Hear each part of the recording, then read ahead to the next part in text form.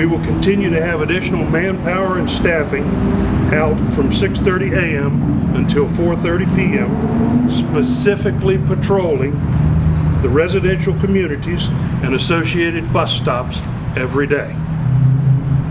When appropriate, investigators will continue to perform neighborhood canvassing to glean additional information to either corroborate what we already know or dispel anything that is not considered valuable to the investigations. The Sheriff's Office will be producing a bilingual flyer that will be passed out to the Hispanic business community in an attempt to assist us in locating Jacinto Osael Hernandez Andrade, the suspect we hold warrants for from the first event. In addition, certain information pertaining to the named suspect in the first event has been shared with the Department of Homeland Security and Interpol, again in an effort to locate and take him into custody.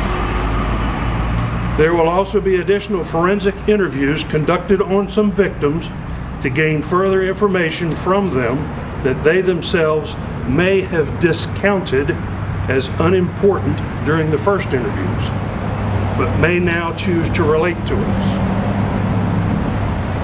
Since school is not in session tomorrow for Election Day polling, additional staffing will be present to patrol residential communities throughout the day.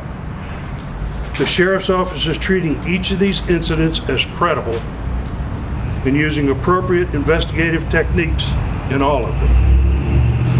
We are sharing and exchanging resources and information with numerous other law enforcement entities.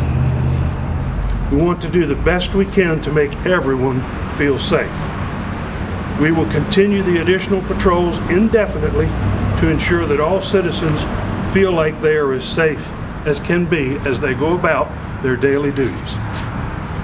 We are working very closely with the school division to provide the greatest presence possible, both in the schools during the day as well as during after-school events.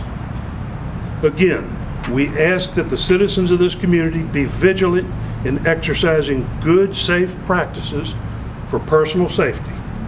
Have school-aged children walk in groups, and when possible, have them walk with either older siblings or parents. We need each of you to continue reporting suspicious incidents to authorities.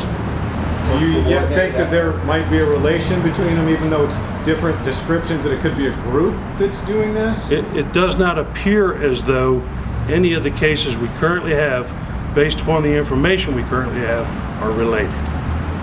Mike, can you tell us, we've heard things about beating the ground ourselves in these neighborhoods, that it may be some sort of gang initiation. Can you comment on that? We've also considered that, however, that's not really on our priority list at the top. You have to remember, while it's critical that people keep their children safe and remain calm and do all the right things, you also have to remember not to create hysteria, public hysteria. Remember, in May of last year, someone was arrested for an attempted abduction. It turned out to be totally false. The child was unduly frightened over things he'd seen on TV, stories he'd been told by his parents, and it led to an innocent person being arrested and incarcerated.